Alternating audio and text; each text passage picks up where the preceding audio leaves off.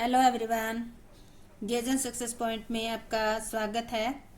आज हम करेंगे 12th बिजनेस स्टडी का chapter 7.3 motivation, meaning and importance. इस चैप्टर का नाम है। आज इस चैप्टर का हमारा यानी कि फोर्थ या आप कह सकते हो कि लास्ट लेक्चर है। आज इसके अंदर हम स्टडी करेंगे। आज का टॉपिक हमारा रहेगा फाइनेंशियल या मॉनेटरी एंड नॉन फाइनेंशियल या नॉन मॉनेटरी इंसेंटिव्स के बारे में हम पढ़ेंगे।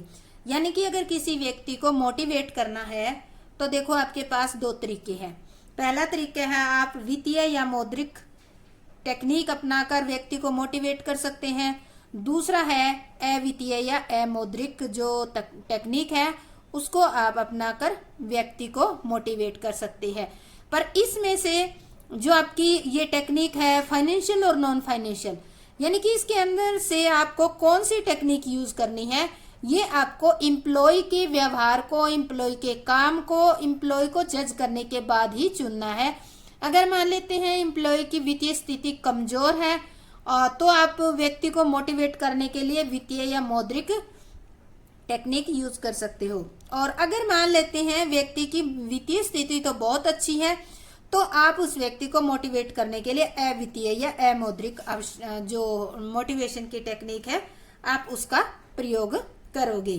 तो आज के इस लेक्चर के अंदर हम यही पढ़ेंगे कि जो मोटिवेशन की टेक्निक है वो कितने प्रकार की होती हैं और उनमें किस किस तरीके से, जैसे मौद्रिक जो हमारी टेक्निक है, मॉनेटरी टेक्निक है, उसमें आप कौन कौन सा तरीका अपनाकर एक व्यक्ति को मोटिवेट कर सकते हो और इसी तरह जो अवित्तीय यानी कि नॉन फाइनेंशियल या नॉन मॉनेटरी जो टेक्निक है उसके अंदर भी आप कौन कौन से ऐसे तरीके हैं जिनको अपनाकर व्यक्ति को मोटिवेट कर सकते हो। तो आज हम इन दोनों के बारे में डिटेल से स्टडी करेंगे। ये शुरुआत करते हैं। इससे पहले आप मेरे चैनल को सब्सक्राइब जरूर कर दें और एक लाइक भी जरूर करें। तो स्टार्ट करते हैं हम। आज का हमारा टॉपिक है फर्स्ट, जो हम इसकी ये पढ़ने से पहले, यानी कि इनकी अलग अलग तरह की, ये दो तरह की होती है, इसको पढ़ने से पहले इसका थोड़ा सा बेसिक हम पढ़ेंगे। देखो, प्रेरणा जो होती है एक शक्ति होती है जो व्यक्ति को लक्ष्य की ओर प्रेरित करती है। कोई भी प्रेरणा होती है, प्रेरित व्यक्ति क्या होता है, लक्ष्य की ओर बढ़ने लग जाता है। तो इसी कारण कहा है जो प्रेरणा है या अभिप्रेरणा जिसको आप कह सकते हो, मोटिवेशन, वो एक पावर है। अगर किसी व्यक्ति के अंदर एक मोटिवेशन की ये पावर डाल दो ना तो वो व्यक्ति अपने गोल की तरफ ओरिएंटेड हो जाएगा, गोल अचीव करने की तरफ कदम बढ़ा लेगा। अब आता है कि ये पावर जो है या ये प्रेरणा जो है, ये शक्ति है, ये कौन सी है, कितने टाइप की होती है। तो ये देखो दो टाइप की होती है, वित्तीय और वित्तीय, जैसा कि हमारे टॉपिक के अंदर भी लिखा हुआ है सेम। इसके बारे में कहा है कि जिस प्रकार चलने के लिए दाएं व बाएं दोनों पैरों की आवश्यकता होती है उसी प्रकार श्रमिकों को अधिक कार्य करने के लिए प्रोत्साहित करने हेतु वित्तीय एवं अवित्तीय दोनों प्रकार की प्रेरणाओं की जरूरत होती है। देखो, जिस प्रकार आपको चलने के लिए दोनों पैरों की जरूरत होती है, बैलेंस आपका तभी सही बनता है जब आपके दोनों पैर हो। सेम वही एग्जाम्पल लेकर इन्होंने बताया है कि आपकी एक फर्म है, उसमें सभी एम्प्लॉय को आप एक ही टेक्निक से मोटिवेट नहीं कर सकते। तो यानी कि आपको दोनों टेक्निक का प्रयोग करना पड़ेगा, वित्तीय और अवित्तीय, तभी आपकी फर्म के अंदर बैलेंस बना रहेगा। हो सकता है अगर एक ही टेक्निक अपनाते हो, मान लेते हैं कोई वित्तीय टेक्निक अपनाते हो आप, तो कुछ एम्प्लॉय ऐसे होते हैं जिनकी आर्थिक स्थिति बहुत अच्छी होती है तो वो वित्तीय टेक्निक को अपनाने से मोटिवेट नहीं होंगे।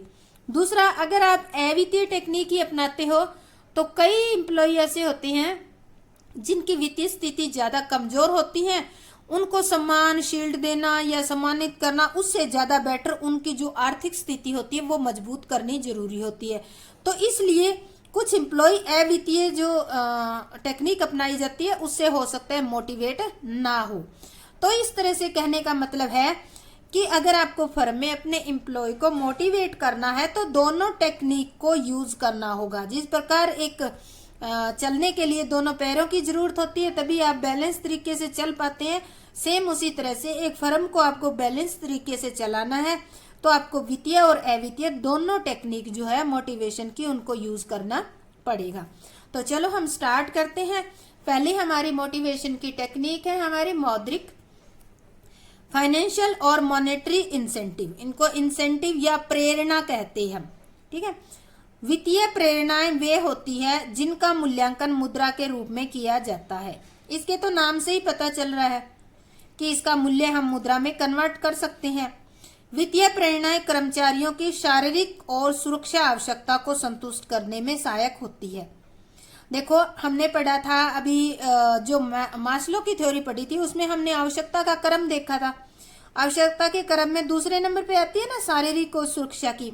तो अगर आप वित्तीय प्रेरणा कर्मचारियों को देते हैं तो उनकी शारीरिक और सुरक्षा दोनों की जो है ये आवश्यकता है सेकंड नंबर की, आप उनकी संतुष्ट हो जाती है। अब देखो ये जो है वित्तीय प्रेरणाएं आप किस किस तरीके से दे सकते हो उनके बारे में डिटेल से स्टडी करते हैं। मुख्य वित्तीय प्रेरणाएं जो है वो हमारी निम्नलिखित है।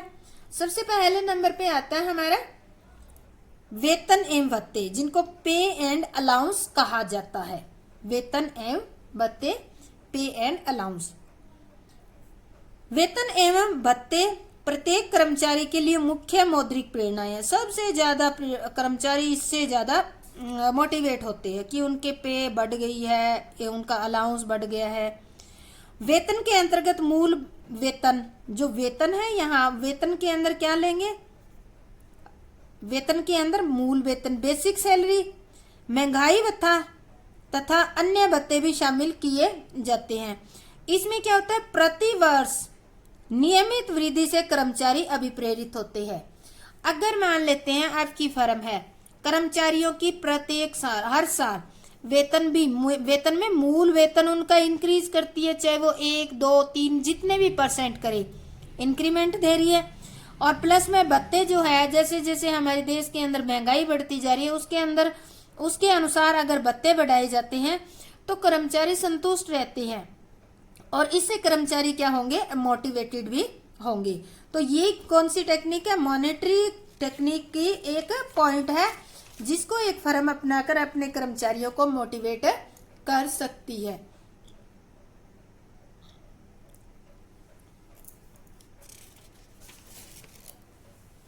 थर्ड नंबर पे आता है बोनस। बोनस क्या होता है, बोनस का अर्थ है कर्मचारियों को उनके सामान्य पारिश्रमिक के अतिरिक्त किए जाने वाले उस भुगतान से है जो उन्हें बेहतर सुविधा सेवाएं प्रदान करने के बदले दिया जाता है। यानी कि बोनस जो होता है वो कर्मचारियों को जो नॉर्मल हर महीने सैलरी भत्ते मिलते हैं वो नहीं होता, उसके अलावा बोनस जो होता है साल में कभी कभार दिया जाता है और ये कर्मचारी के द्वारा जो सेवाएं प्रदान की जाती है, बढ़िया क्वालिटी की सेवा दी जाती है, उसके बदले में दिया जाता है। इससे मालिक और श्रमिकों में मधुर संबंध स्थापित हो जाते हैं। यानी कि जो मालिक है और श्रमिक है उनमें रिलेशन अच्छे हो जाते हैं। उदाहरण के लिए किसी कर्मचारी की सेवा से खुश होकर कंपनी नकदी में भी भुगतान कर सकती है उसको, या फिर विदेश में भ्रमण करने के लिए भी भेज सकती है। तो बोनस का मतलब है ये साल में या तो किसी ओकेजन पे दिया जाता है, जैसे दिवाली पे दे दिया, या एंड में, या जैसे 12 मंथ की सैलरी होती है तो उनको 13 मंथ की यानी कि साल में 12 ही सैलरी मिलनी होती है। अगर कंपनी उनको 13 सैलरी दे देती है तो वो एक सैलरी क्या होगी, उनकी बोनस होगी।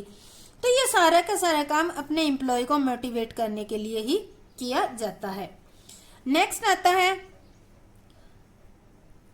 प्रॉफिट शेयरिंग, लाभ भागीता। इसको ध्यान से समझना आप पॉइंट को, ये थोड़ा सा आपको हो सकता है नया पॉइंट लगे।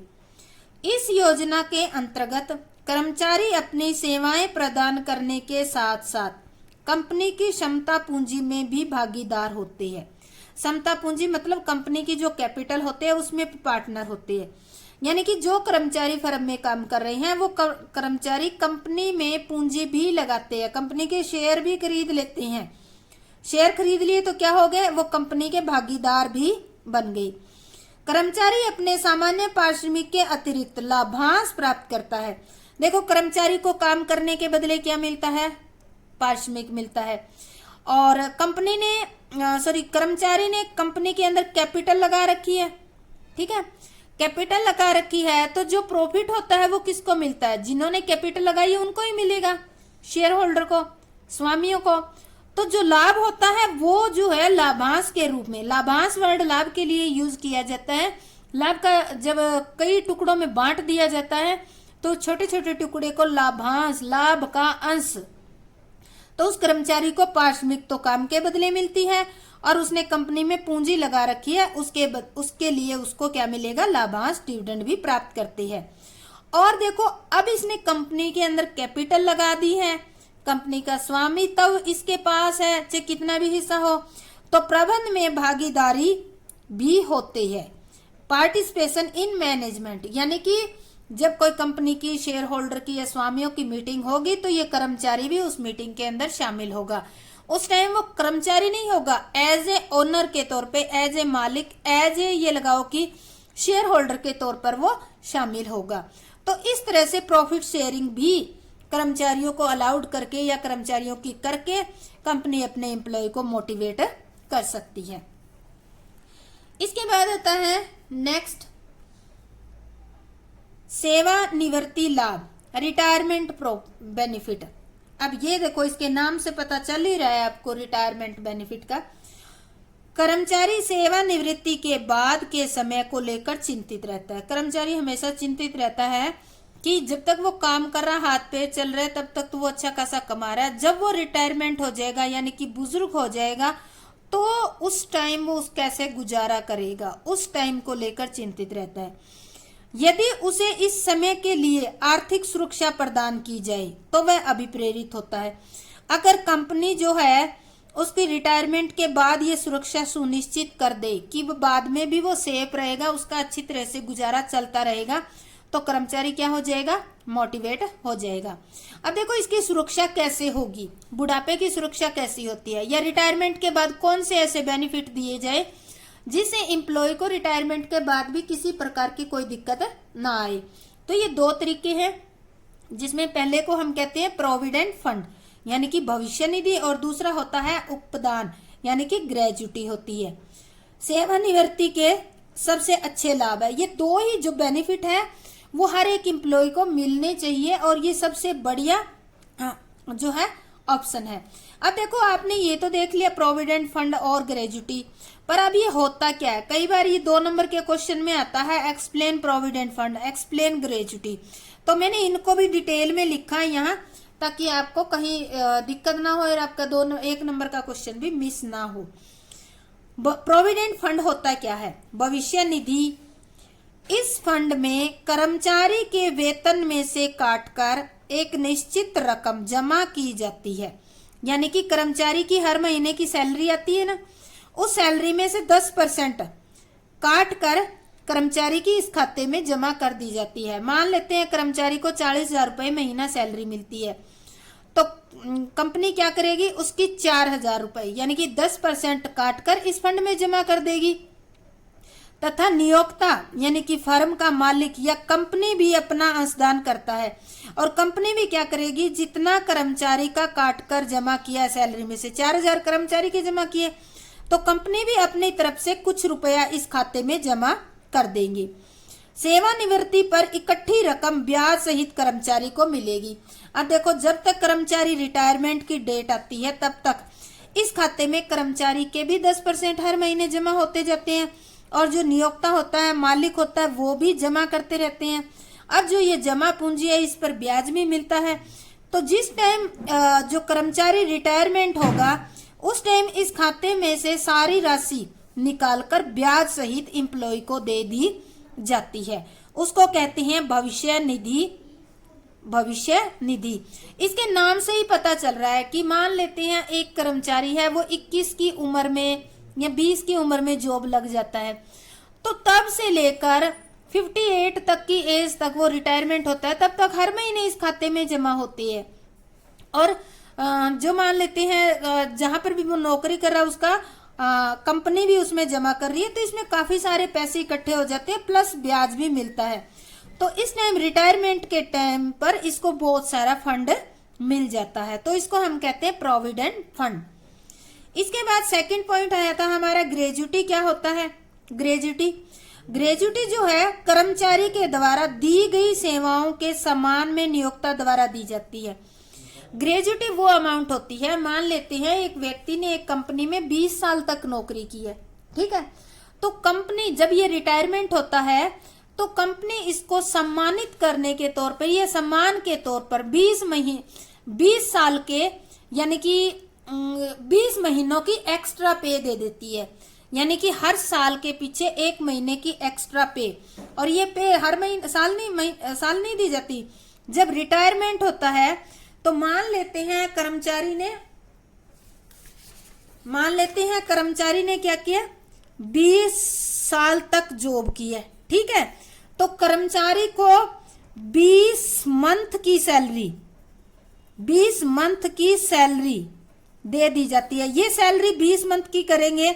मान ले रिटायरमेंट पर व्यक्ति की सैलरी है 50,000 रुपए, ठीक है, तो 20 महीने की सैलरी कितनी होगी इसकी,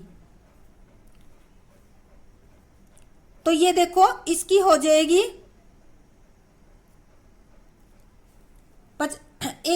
10 लाख के आसपास इसकी सैलरी हो जाएगी। तो इस तरह से सैलरी नहीं, इस तरह से वो एक अमाउंट हो जाएगा सम्मानित जिसको कर रही है कंपनी, यानी कि सम्मान के तौर पर दे रही है। तो ये जो है ये कर्मचारी के रिटायरमेंट पर दी जाती है। ये केवल जो फर्म होती है या नियोक्ता होता है, कंपनी होती है, उसी के द्वारा ही टोटली दी जाती है। इसमें जो कर्मचारी होता है इसका 1 रुपया भी नहीं होता और ये कोई जमा नहीं होती है, और ये कर्मचारी के द्वारा कुछ पैसा इसमें जमा किया जाता है। तो ये था हमारा भविष्य निधि और रिटायरमेंट बेनिफिट के बारे में। अब आता है नेक्स्ट पॉइंट हमारा, अनुलाभ क्या होता है, प्रिक्यूसाइड्स क्या होता है, अनुलाभ। देखो ये भी पॉइंट आपके लिए बिल्कुल नया सी होगा, अनुलाभ, ठीक है, इसको भी ध्यान से पढ़ना। यह कर्मचारी को अपने नियोक्ता से निःशुल्क प्राप्त होती है, यानी कि इसमें भी कर्मचारी को कुछ पेमेंट नहीं करना पड़ता। जैसे किराया मुक्त मकान, आपने देखा होगा कि कई कंपनी फर्म क्या करती है, बिना किराए का मकान प्रोवाइड करवाती है, नौकर की सुविधा भी देती है, इससे भी कर्मचारी मोटिवेटेड होता है। तो ये थे हमारी आज के नॉन मॉनेटरी जो है हमारे इंसेंटिव, और इसके बाद हम मॉनेटरी इंसेंटिव के बारे में हमने पढ़ा है। और अब आगे हमारा ये लेक्चर थोड़ा लंबा हो रहा है, तो इसलिए हम नॉन मॉनेटरी जो है इंसेंटिव वो नेक्स्ट लेक्चर के अंदर स्टडी करेंगे। अगर आपको ये अच्छी तरीके से समझ आ गए हैं तो मेरे चैनल को लाइक, शेयर और सब्सक्राइब जरूर करें। जय हिंद, जय भारत।